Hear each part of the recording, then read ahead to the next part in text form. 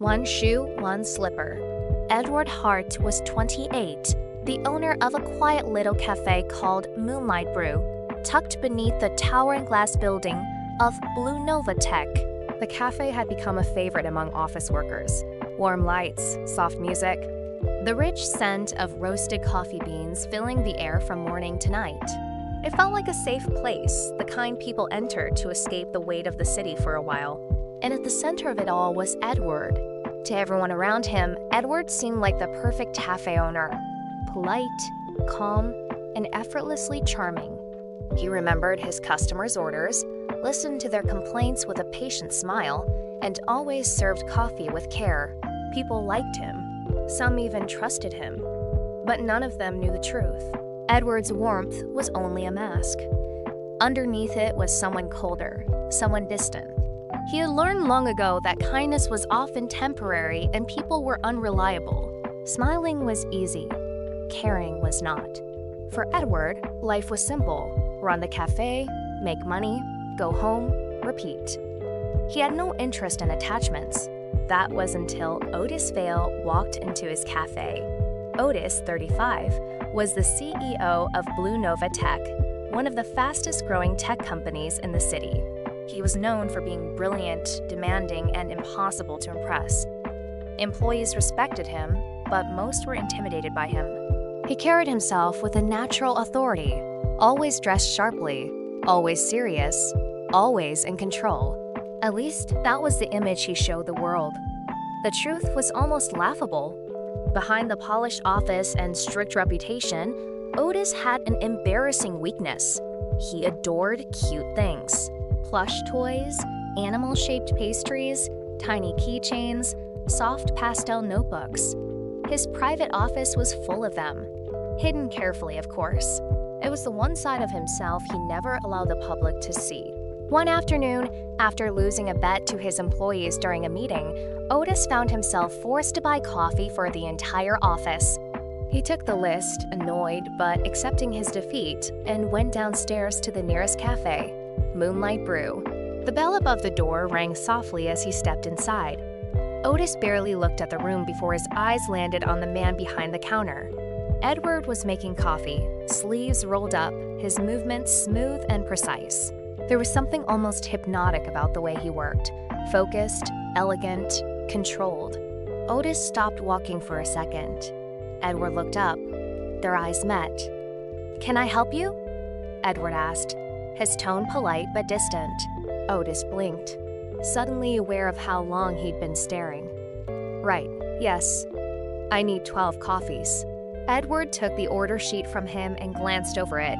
"That's quite a lot, my employees," Otis replied. Edward nodded and got to work. Otis stood there longer than necessary, watching him. He noticed small details, the way Edward's fingers curved around the cups, the slight frown on his face when focusing, the sharpness hidden behind his calm expression. It was strange. Otis had met countless people in his life, but something about Edward immediately caught his attention. When the drinks were ready, Edward placed them neatly on the counter. "That'll be 52, Otis paid, but before leaving, he looked down at his own cup. On top of the latte foam was a tiny bare face. He stared at it, caught off guard. "You did this?" he asked. Edward glanced at the cup. "Yes. Problem?" Otis shook his head. "No. In fact, he liked it far too much." Edward gave him a small smile, the kind meant for customers. "Come again." The words were simple, casual, but they stayed with Otis for the rest of the day. Back upstairs, his employees noticed him staring at the bear-shaped foam before drinking it. "Boss, are you smiling?" one of them asked. Otis immediately straightened his face. No, but he was. That night, Otis found himself thinking about Edward. The sharp eyes, the calm voice, the quiet confidence. It wasn't normal. He knew it wasn't. Still, the next morning, he found himself downstairs again. When Edward saw him, he raised an eyebrow. "Back already?" Otis adjusted his tie. "Your coffee is good." Edward smirked, clearly unconvinced, but said nothing. This time, Otis ordered a latte. When Edward handed it over, there was a tiny cat on the foam. Otis looked at it for a second too long. Edward noticed. "You like cute things." Otis almost choked. "What?" "No." Edward leaned on the counter, amused. "That's not what your face says." Otis looked away, embarrassed. Edward laughed softly. It was the first real laugh Otis had heard from him, and hit harder than it should have. Otis took his coffee and walked away, but his heart was beating too fast. By the time he reached the elevator, he had already accepted the truth. He was interested, very interested, maybe too much. And though neither of them knew it yet, that small cafe under the office building was about to become the center of both their lives. What started as just coffee quickly became a habit. Within a week, Otis was visiting Moonlight Brew at least twice a day. At first, he convinced himself it was because Edward made the best coffee in the city. But even Otis, who was excellent at lying to himself, knew that excuse was growing weaker by the day. The truth was obvious. He simply wanted to see Edward. Every morning before work, he would stop by for coffee. Sometimes he came down during lunch, and on nights when meetings ran late, he would still make time for one last cup before heading home. His employees at Blue Nova Tech noticed immediately. "Boss," one of them said during lunch one day, "you've been drinking a lot of coffee lately." Otis barely looked up from his laptop. "Is that a problem?"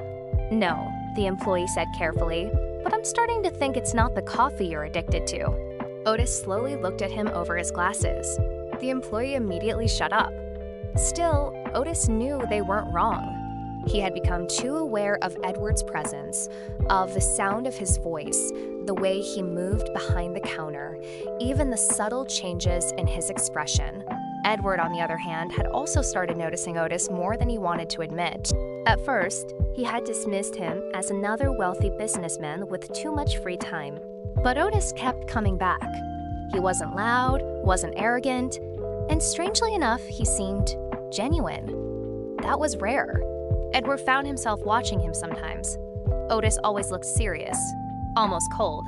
But whenever Edward handed him a cup with cute latte art, his eyes softened in a way that was impossible to hide. It was oddly amusing. "You really like these, don't you?" Edward asked one morning, pointing at the rabbit on Otis's cappuccino. Otis looked at it, then at Edward. "It's well made," he replied. Edward laughed. "That wasn't my question." Otis avoided his eyes and took a sip instead. Edward smirked. He was starting to enjoy teasing him. It became routine. Otis would come in, order something different every day, and stay longer than necessary. Sometimes he brought Edward small things, a new pack of imported coffee beans, a dessert from another cafe, even a tiny potted cactus for the counter. "What's this?" Edward asked one afternoon, staring at the cactus. "A gift." "Why?" Otis shrugged. "Because I wanted to." Edward narrowed his eyes. "You're weird." Otis smiled faintly. "And yet you accepted it." Edward clicked his tongue but kept the cactus anyway. Somewhere along the way, Otis stopped limiting himself to the cafe. If Edward left to buy supplies, Otis would coincidentally run into him. If Edward walked home after closing, Otis somehow happened to be nearby. It was so obvious that Edward finally confronted him. "Are you following me?" Edward asked one evening, stopping in the middle of the street. Otis looked calm. "No." Edward crossed his arms. "This is the fourth coincidence this week." Otis adjusted his tie. "Then maybe fate likes me." Edward stared at him, speechless for a second, before laughing under his breath. "That's the worst line I've ever heard." Otis smiled. He considered that progress. For the first time in years, Edward found himself not minding someone's company. Otis was persistent, annoyingly honest, and far too easy to read. There was something refreshing about him, but Otis also noticed something strange about Edward. Sometimes, when Edward thought no one was looking, his face changed. The warmth disappeared. His eyes turned sharp, distant, almost empty. It was like looking at another person entirely. Otis noticed it more than once, but he never asked. He didn't want to push too hard. One Friday night, Otis stayed late at the office. By the time he left, it was nearly midnight. The city was quieter, the streets almost empty. On his way home, He passed the alley behind Edward's cafe. That was when he heard it. Sharp thud, followed by a low groan. Otis stopped walking. Something felt wrong. Without thinking, he stepped closer and looked inside. What he saw made his blood run cold. Edward was there. But not the Edward he knew. Not the man who smiled behind the counter and drew little animals in coffee foam. This Edward was different. His shirt sleeves were rolled up, stained with dirt and blood. A man was pinned against the wall, trembling. Edward's fist was clenched around his collar, his face expressionless. Cold, empty, dangerous. "I told you not to touch what isn't yours," Edward said, his voice low and calm. Too calm. The man looked terrified. "I'm sorry, please, I won't do it again." Edward's eyes didn't change. There was no anger in them. No mercy either. He looked like he felt absolutely nothing. Otis couldn't move. His mind refused to connect this person with the Edward he knew. Then Edward stopped. Slowly, he turned his head as if sensing him. Their eyes met. For a second, the world went silent. Otis felt his chest tighten. Edward stared at him, unreadable. Then he let go of the man, who collapsed to the ground and ran away without looking back. Edward stepped toward Otis. "Otis." His voice was calm again, but it didn't help.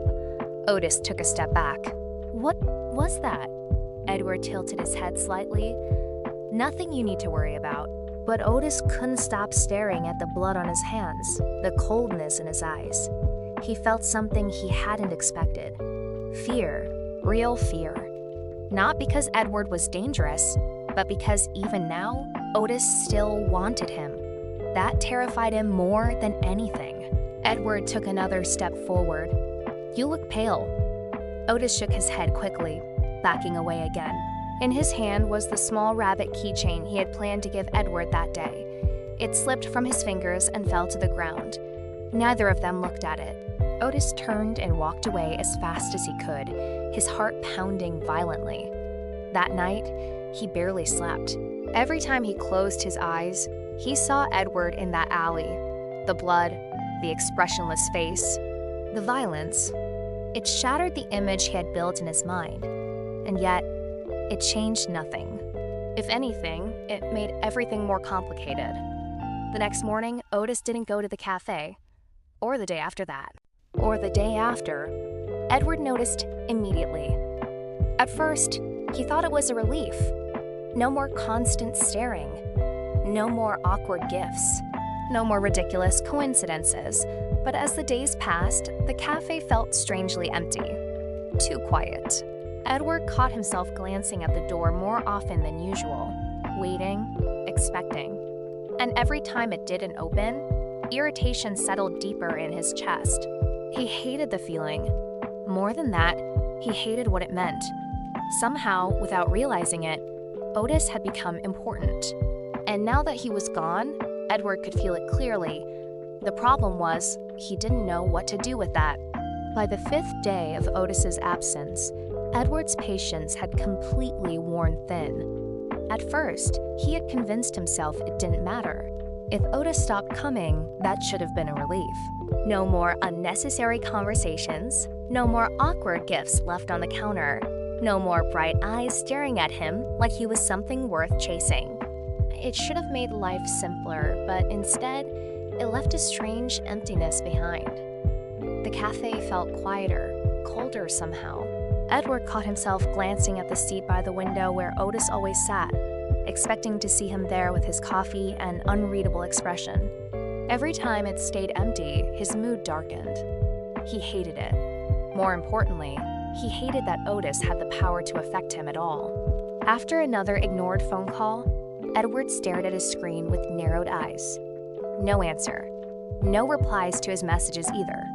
That was unlike Otis. The man had always been persistent, almost embarrassingly so. To disappear like this without a word could only mean one thing. He was avoiding him on purpose. And Edward knew exactly why. Upstairs, in his office at Blue Nova Tech, Otis was doing his best to focus on work, but it was impossible. His thoughts kept drifting back to that night in the alley.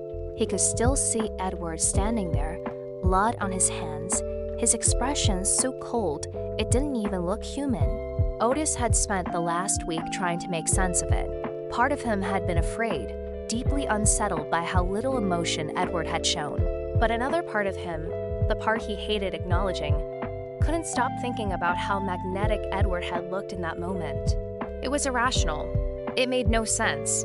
He should have been running in the opposite direction. Instead, he was hiding because he knew if he saw Edward again, he might fall even harder.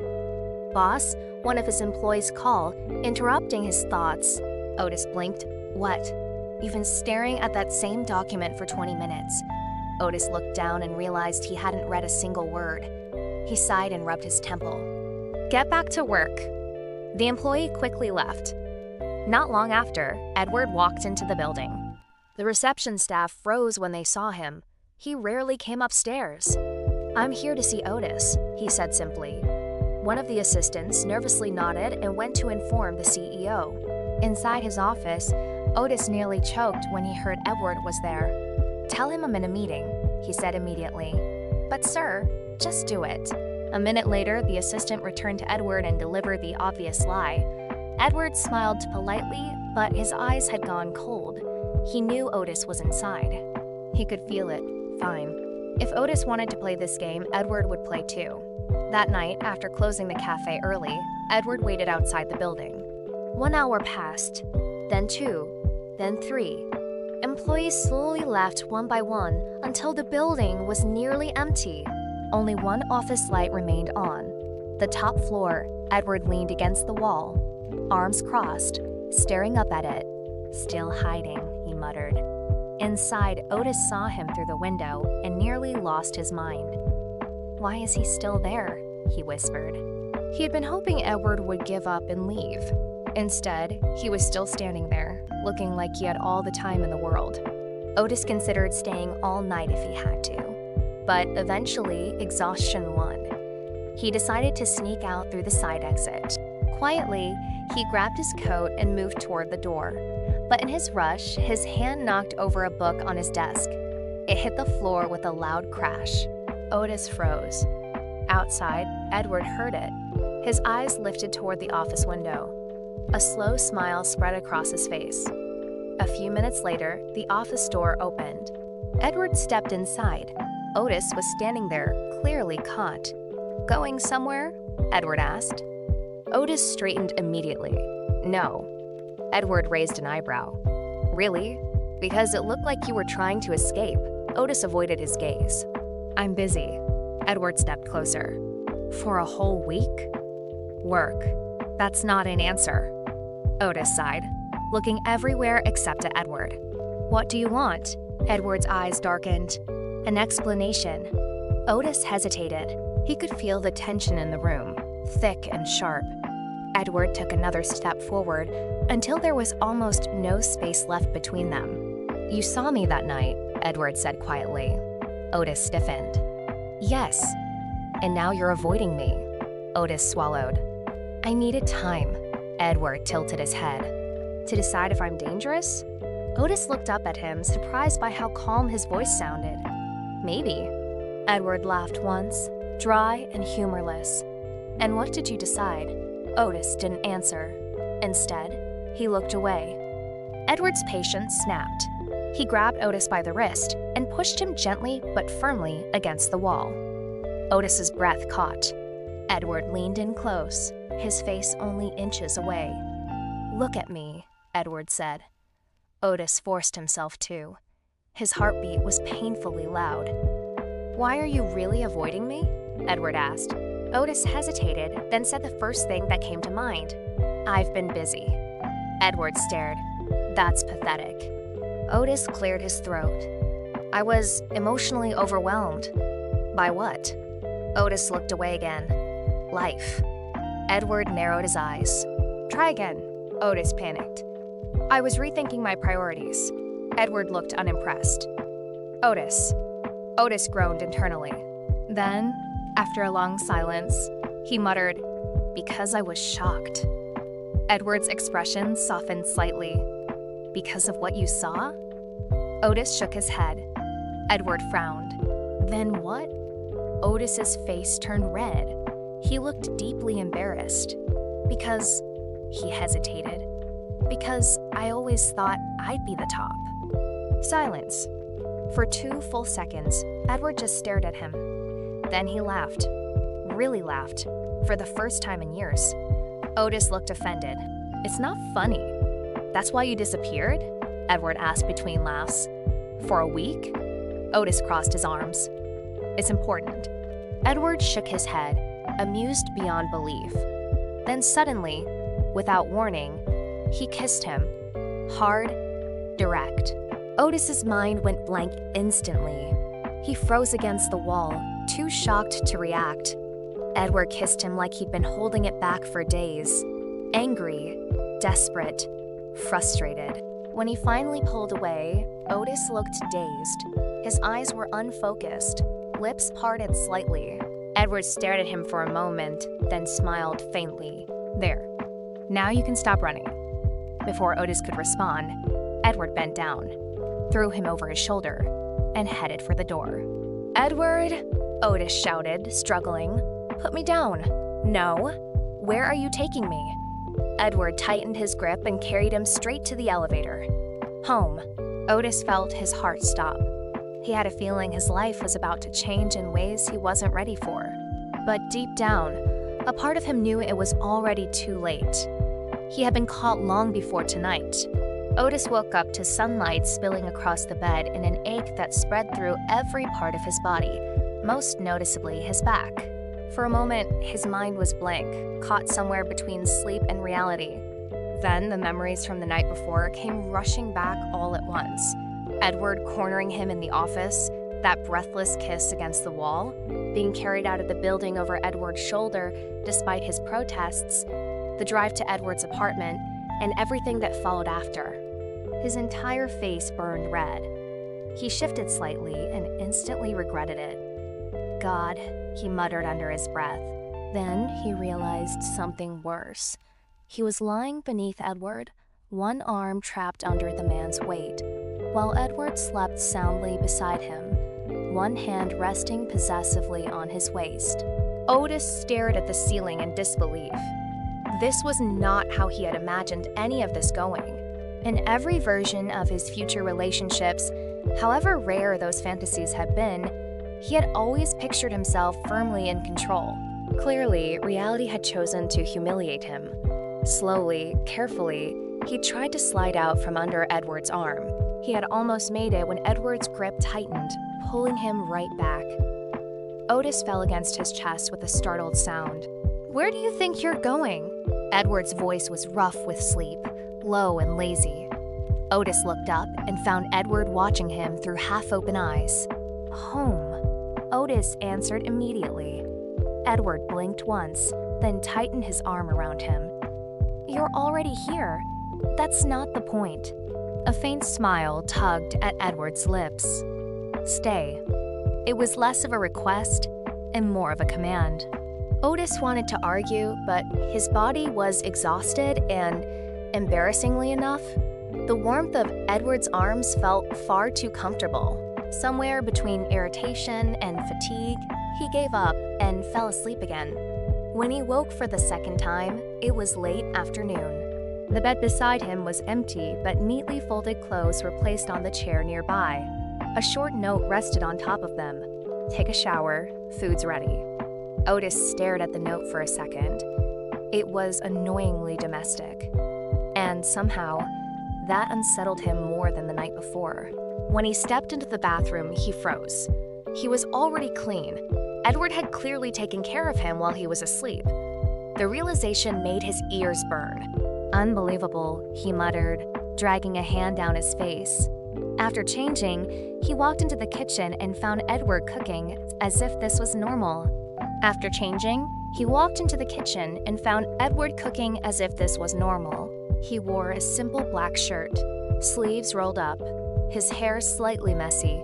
Without the polished image from the cafe, he looked different, softer somehow, though the sharpness in him remained. Otis stood there, staring. Edward glanced over his shoulder. Sit. Otis obeyed before realizing he'd done it automatically. A few minutes later, Edward placed several dishes on the table: grilled fish, rice, soup, vegetables. The smell alone made Otis realize how hungry he was. He looked at Edward, surprised. "You can cook?" Edward sat across from him. "Better than I make coffee." Otis took a bite and paused. It was genuinely good. Better than good. "This is unfair," he admitted. Edward raised an eyebrow. "Unfair?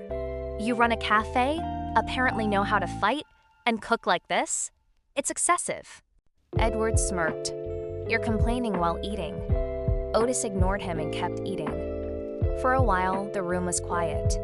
Comfortable, strangely enough. Then Edward spoke. "Date me."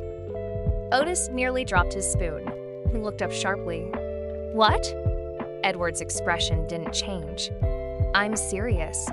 Otis stared at him. There was no teasing in his voice, no hesitation, just certainty. "You can't just say that so casually." "Why not?" Edward asked. "Because normal people don't ask someone to date them the morning after kidnapping them." Edward tilted his head. "It wasn't kidnapping. You came willingly." Otis narrowed his eyes. "I was thrown over your shoulder." "Details." Otis rubbed his forehead, trying to process everything. The truth was, he wanted to say yes. He had wanted Edward long before that night. But there was still something unresolved sitting between them like a shadow. Edward noticed the hesitation immediately. "You're still thinking about the alley." Otis froze. Edward's eyes sharpened. "Tell me." Otis looked down. "I don't know what to think." Edward's expression darkened. "Then ask." Otis hesitated. "Who were you hurting?" Edward leaned back in his chair. "A thief. He stole from the cafe and hurt an old man outside." Otis blinked. "That's it?" Edward looked at him flatly. "What exactly did you think?" Otis looked embarrassed. "That maybe you were secretly some violent criminal?" Edward laughed once, genuinely amused. "And yet your bigger problem was still the fact I put you under me." Otis's face turned red immediately. "That's not the point." Edward stood up, walked around the table, and stopped beside him. He tilted Otis's chin up with one hand. "So," he asked quietly, "are you still scared of me?" Otis held his gaze for a long moment. The coldness he'd seen in the alley was still there, hidden beneath everything else. But so was this version, the one who cooked for him, held him close, and looked at him like he mattered. Slowly, Otis shook his head. Edward leaned down and kissed him, slower this time, softer. It was nothing like the desperate kiss in the office. This one felt deliberate, intimate. When they pulled apart, Edward rested his forehead against his. "Good," he murmured. Otis let out a breath. "Fine." Edward frowned slightly. "Fine." Otis rolled his eyes. "I'll date you." That small answer made Edward smile, a real smile, rare and almost dangerous in how warm it looked. From that day on, Edward became impossible. If Otis worked late, Edward waited downstairs. If Otis skipped meals, Edward showed up with food. If Otis didn't answer his phone, Edward called until he did. It was like dating a shadow that refused to leave. "You're too clingy," Otis complained one evening. Edward simply shrugged. "You'll adjust." Otis wasn't sure if that was comforting or threatening. Still, despite the constant attention, Otis remained slightly cautious. He loved being close to Edward, but part of him still felt unsettled by how little he truly knew about him. Then 1 week later, everything changed. Otis had been buried in work, handling a major project for Blue Nova Tech. Otis hesitated. "Who were you hurting?" Edward leaned back in his chair. "A thief. He stole from the cafe and hurt an old man outside." Otis blinked. "That's it?" Edward looked at him flatly. He stayed in the office for nearly 2 days straight, barely sleeping, barely eating. Edward called several times, but Otis ignored him, too focused to stop. By the second night, his vision blurred, his head throbbed, and his body felt unbearably hot. Still, he kept working. "Just one more file," he muttered. But before he could finish, the room tilted. His legs gave out, and everything went black. When Edward couldn't reach him for hours, irritation quickly turned into concern. Then, fear. He went straight upstairs to the office and found Otis collapsed on the floor, burning with fever. For a moment, Edward's mind went blank. Panic hit him so hard it felt like a physical blow. Otis. He dropped beside him, shaking him gently. No response. Without thinking, Edward lifted him into his arms and ran. He didn't even stop to put on proper shoes. One foot still wore a house slipper. By the time he reached the hospital, he looked half crazed, shouting for help the second he burst through the doors. And for the first time in years, Edward realized something terrifyingly simple. Losing Otis was not something he could survive. When Otis finally opened his eyes, the first thing he noticed was the sterile smell of medicine and the quiet hum of hospital machines. His body felt weak, heavy, like all the strength had been drained out of him. He blinked slowly, staring at the white ceiling above him, trying to remember how he got there. Then the memories came back. His office, the endless work, the dizziness, and then nothing. He turned his head slightly and saw the fork connected to his arm. That explained enough. But what caught his attention next was the figure beside his bed. Edward was asleep in the chair, his head resting awkwardly against the mattress, one arm stretched out as if he had fallen asleep while holding onto the edge of the bed. His clothes were wrinkled, his hair a complete mess, and strangely enough, he was wearing one proper shoe and one house slipper. Otis stared at him for several seconds, confused. It looked ridiculous. A nurse entered the room and noticed Otis awake. "Oh, good. You're finally up." Otis looked at her. "How long have I been here?" "Almost 12 hours." She answered while checking his fork. Then she smiled and glanced at Edward. "Your boyfriend hasn't left your side once." Otis frowned slightly. "What happened?" The nurse looked amused. "He carried you in himself. Barely let us touch you at first. He looked terrified." She lowered her voice. "Honestly, I thought he was going to collapse too. He kept asking if your fever was dangerous, if you'd wake up, if you were in pain." Otis looked back at Edward, surprised. The nurse smiled again. "He even stayed up cooling your fever himself." Then she left, leaving the room quiet again. Otis looked at Edward differently after that. He knew Edward cared, but hearing it like this, seeing the evidence in front of him, made it feel more real. This wasn't just possessiveness or obsession. Edward had been genuinely afraid. Slowly, Otis reached out and touched Edward's hair. It was softer than he expected. Edward stirred almost immediately, his eyes opening in an instant. For a second, he looked disoriented. Then he saw Otis awake, and relief washed over his face so clearly that Otis almost forgot to breathe. "You're awake," Edward said, his voice rough from exhaustion. He leaned forward immediately, touching Otis's forehead. "Still warm." Otis looked at him for a moment, then suddenly leaned forward and wrapped his arms around Edward's neck. Edward froze. It was rare for Otis to make the first move. "Otis?" Edward asked quietly. Otis held him tighter. "Thank you," he murmured. Edward's body relaxed. He slowly wrapped his arms around him, holding him close. For a while, neither of them said anything. The silence felt heavy, but comfortable, safe. Eventually, Edward spoke. "Now tell me." Otis pulled back slightly. "Tell you what?" Edward looked at him. "The real reason you avoided me after the alley." Otis sighed. He knew he couldn't avoid it anymore. He leaned back against the bed and looked at the ceiling. "At first, I was scared," he admitted. "You looked different, cold, like you didn't care about anything." Edward stayed quiet. "And I thought maybe I didn't know you at all." Otis paused, then looked at him.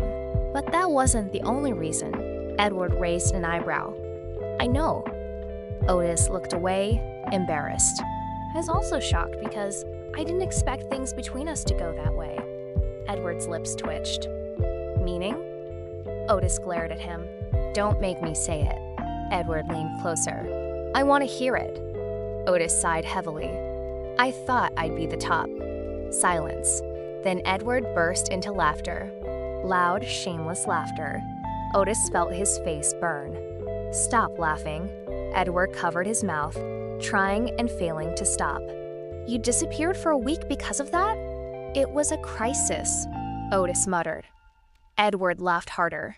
Finally, he reached out and pinched Otis's cheek. "You're unbelievable." Otis crossed his arms.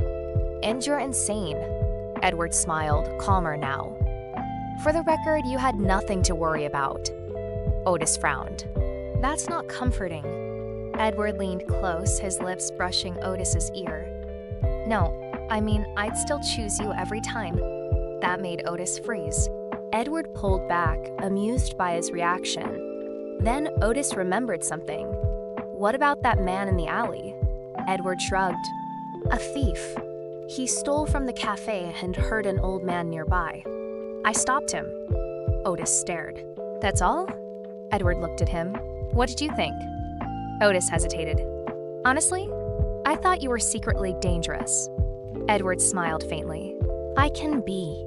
He touched Otis's face gently, "but never to you." That answer stayed with Otis. For the first time, he understood Edward more clearly. The warmth, the coldness, the violence, the tenderness, they weren't different sides of him. They were all Edward. Complicated, flawed, intense, but real. And somehow Otis loved all of it.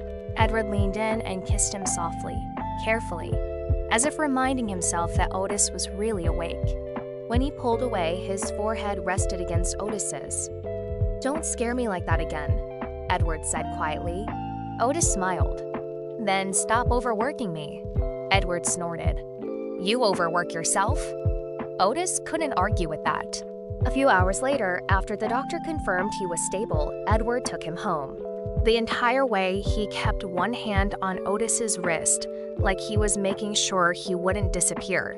Back at the apartment, Edward made him eat, take medicine, and rest. Otis lay in bed, watching him move around the room. It felt strange how quickly this had become normal. Edward sat beside him and pulled him close. "Rest," he said. Otis leaned against him. "Edward." I'm not running anymore." Edward kissed his hair. "Good." There was a pause. Then Edward smirked, "Because once you're fully recovered, I'm keeping my promise." Otis looked up. "What promise?" Edward's smile turned wicked. 1 week in bed, Otis groaned and covered his face. "You are serious?" Edward laughed softly and kissed his forehead. "Completely." That night, they fell asleep in each other's arms, warm and peaceful. Outside, the city kept moving as always, loud and restless. But inside that quiet apartment, for the first time in a long time, both of them felt like they were exactly where they belonged. And neither of them planned to let go. The end. Thank you all for listening to this story. Don't forget to subscribe to the channel to support me and give me motivation to make more videos. Love you.